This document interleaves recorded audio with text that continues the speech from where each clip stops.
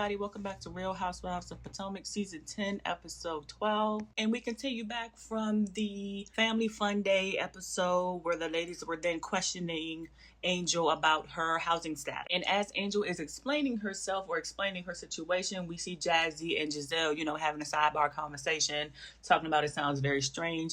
And so what does that have to do with any of you? Y'all don't even live in Potomac for you to even say you're housewives of Potomac. So stop that. Y'all want people to be upfront and honest about things, but here you are with the side caddy BS, and that's why nobody wants to be upfront with you with their real life. And what blows me this whole time, Ashley, girl, like you're not living in somebody else's house with somebody else's name on it. You can't get that house by yourself without Michael. Girl, bye. And even if Angel did move here just to be on the show, so what you gonna do about it? At least her and her husband can afford it. So after that conversation, we then get to see Timo meet some of the ladies, and of all people, why did Charisse hop her way on over to meet Timu? Charisse is so freaking desperate for camera time, desperate to be back on the show. Charisse, it's not gonna happen. We don't want you here, girl. Sit down somewhere. And now after Timu met Wendy's husband, we see that he's about to head on out, and I don't blame him. Don't nobody want to be around all that cattiness and messiness. So yeah, I'm going to escort him out just so y'all don't start no crap while he's there. So we see the ladies then,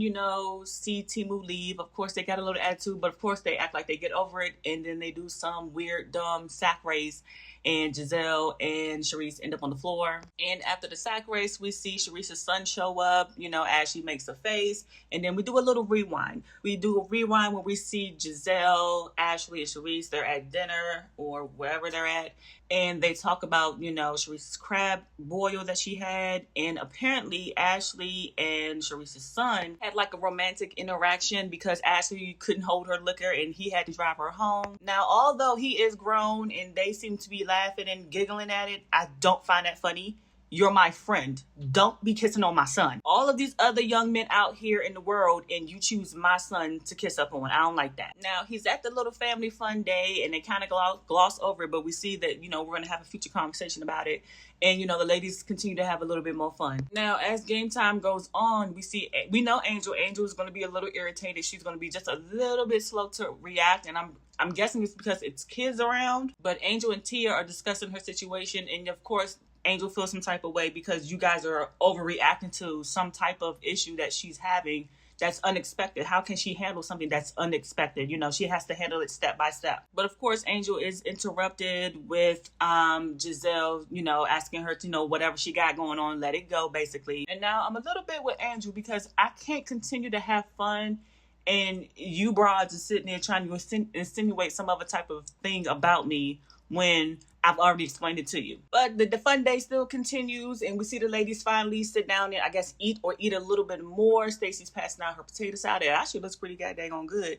But Wendy and her husband being a little funny with that. But somehow, well, not even somehow, Ashley sits down with Charisse's son, discusses that she did tell his mom what they did.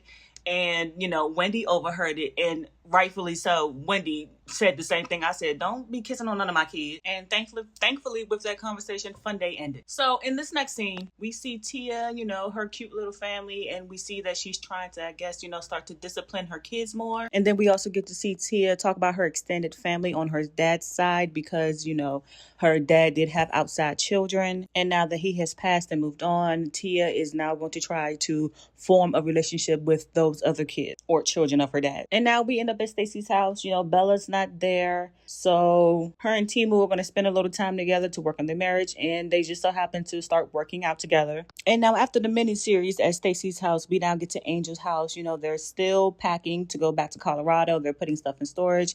And they still have yet to find a house in Potomac. And as Angel is sorting things out, we see that she is still talking about the Colorado trip. She's still going to let the girls come. And I'm with Angel. We can do this. We can still have fun. Y'all can still get to know me, but you're not going to disrespect me under my roof. And Angel, now that you're saying this, make sure you put your foot down and make sure nobody's going to disrespect you under your home. And now we arrive to Wendy's house. Her house is finally done being renovated. It does look absolutely gorgeous. And now they're both talking about doing more renovations, or they're putting in a new putting in a pool. And with what y'all got going on right now with that case of y'all committing fraud, I don't think that pool gonna get built anytime soon, Wendy. Now, as the two are excited about their renovations, Wendy does start to discuss her dad. She hasn't seen him in the past 20 years. He does live back in Nigeria, and we get to see her contact him and talk to her in regards of their relationship and how it has been. Now, this ain't my situation, but if you're gone for 20 years, I haven't seen you, and I got to do all the calling, sir. You ain't about to get no phone call from me. It's as if you don't even exist. But Wendy is still holding on to that hope. I guess she, wants her dad in her life, and that's all on her. Now, as Wendy is talking to her dad, she mentions that,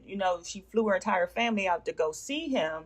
And the way he sounds like it's no big deal that you spend all that money and all that time to come see me, because he really didn't care from my perspective. And it also really seems like, Wendy is the one that's pushing more of a relationship than he is. And I don't think that's something you should do. Like, if he wanted to spend time with you, if he actually wanted you in his life, he would make sure that would happen. And then we see Wendy, she just accepts what he's dishing out. He's telling her he loves her so much, which, he possibly could. But it doesn't really sound sincere. It sounds like he's just telling her what she wants to hear, and she's just going to eat it up. And we know Wendy now is just trying to fill that void of not having that second parent. Now, in this next scene, we are at Giselle's house, and she is speaking to someone that helps her with the charities, especially the Brain Tumor Society. We all know Giselle's very passionate about that because of her father and what happened with him. And it is nice to see Giselle doing something nice other than being messy with someone else's life. Now, in this next scene, we get to see Kierna, and she's showing up to Greg's house. Now, we know that since Kierna got on the show, her and Greg's relationship was a bit rocky, and now we're seeing Kierna again move back into Greg's house for the second time. As we see Kierna move back in, settle in, and her and Greg are catching up and discussing the future of their life in the house, we see that Greg has a gift from Radcliffe Jewelers. We see that that's where he was at picking out rings for Kierna, and out of that box he got her a picture frame. Now, if Kierna loves it, I like it, because maybe he's going to give her the ring later on down the road, maybe just to take a full year to see where the relationship goes as they are living together once again. But I don't know, I guess I'm just too independent, because I would have just stayed right in my condo, and then to travel back and forth, it sounds like a little bit too much for me. The condo just would have been mine, his house would have just been his, and then we both can take turns visiting. So in this next scene, we get to see Tia and her sister Amira, from her dad's side, spend quality time together. So as we're at lunch with Tia and her sister, we see them discuss the dynamics of the relationship, how the mom just really didn't fully accept the father having two outside children, rightfully so, and how Tia just followed suit with her mom because, that's mom's. You hurt mom. It wasn't like mom hurt you. And then once Tia's father passed away, she then wanted to further grow the relationship between her sister and her brother. And after the emotional lunch with Tia and her sister, we then get to Wendy's house, because Wendy is now going to show off her newly renovated home, or first floor of her home, to her mom and sister. Now, as mom and sister come into Wendy's house, they think the renovation is absolutely gorgeous, which I also do think as well. And they're going on a nice tour, and mom and sister seem very impressed. But after the tour, the interior decorator leaves, and the ladies sit down to have some food. And during this, Wendy also brings up the last time that they were here, they were discussing her dad. And we can already see on Wendy's mom's face that, she's already instantly irritated. And Wendy goes on to discuss the conversation that her and her dad had, and that she's very happy that she connected with him. He was very warm, and she's excited. And after, Wendy has that discussion, her sister being a sister, hey, I will, she's going to warn her about her dad. Hey, I've known him a little bit longer. He's notorious for being a disappointment. Don't put him on this pedestal where he constantly hurts your feelings, which from what it looks like, it's looking like that's what Wendy is doing. But her sister did say, look, as long as you're happy, that's okay with her. And during that moment, mom interjects because, in mom's mind, because of what she went through with that man that she did no longer than both of them, that man did not help raise the kids, help her do anything like that, is from what she's saying. And the mom basically classified him as just a sperm donor. And what Wendy's mom is really saying is that she was just basically a single married woman, which that happens a lot. The men only think that they can just bring in, or men like that only think they can just bring in money and not provide anything else towards the family that they want or raise. And now, before mom can fully get into what she experienced or tell her side of the story, Wendy does get the kids and dismisses them to go upstairs. I think that is wise, because they don't need to hear that kind of mess from any of the people in the family. Now, as the discussion further goes on, we see Wendy's mom,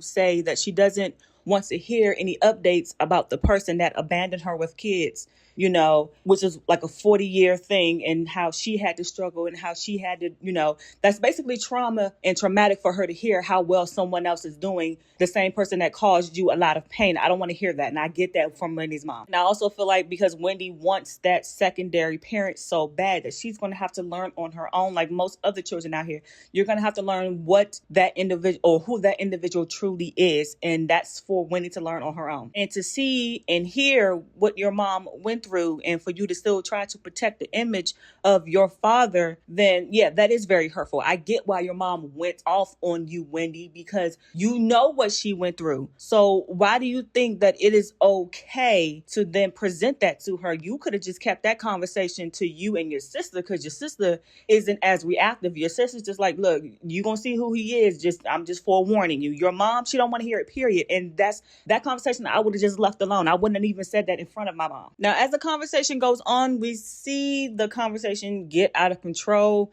Wendy's mom is very emotional. She's yelling, certain things you don't do to parents because they find it disrespectful. Even though Wendy walked off probably to bring the tension down, her mom saw that as disrespectful. And the sister is like, look, I'm staying out of this. That's between you two. And I don't think Wendy should have looked for her sister to help her in that moment. That's a conversation between you and your mom. Don't put me in this. I already told you what's going to happen. Now, however, when Eddie comes out to try to diffuse the situation, I do feel like mom is a bit out of line with that one. Yeah, my husband is the head of this house, but don't tell my husband I'm out of control. You don't know what type of dynamic we have. And even for a moment when the tension does come down and they were able to talk just a little bit, mom is still upset. And I still don't agree with mom telling me to shut the F up in my home. Like, mom, hold up. You can be upset all you want to, but what you're not going to do is disrespect me in the same breath. And now we're seeing emotions, they're running. Wendy's crying, mom is upset, and the sister even had to like hold mom on the arm, like, hey, calm down. That's a bit too much. But in that moment, we hear Wendy say we see from the caption, we see that Wendy's, she wants them out of her house. And you know what? The mom and the sister is like, you know what? Yeah, that's about good. That's what we need to do, which I think is good for right now. Everybody needs to cool off with the situation. Now, as the episode ends, we see Wendy pretty much discuss with Eddie that it's always been like that. If you're not on their side, on the hate train of the dad, then, you're on the island all by yourself, which is, I can get that's understandable. But Wendy, at the same time, that's how you feel. So if you want a relationship with your dad, then that's on you. But I feel like continuing to bring it up in front of your mom, who is just not with it, that's what's going to make it even harder for you. So just if you're going to talk to your sister about it. But I wouldn't talk about it in front of my mom. But with that, the episode ends. Like, comment, share, subscribe, and I'll see you in the next video. Bye.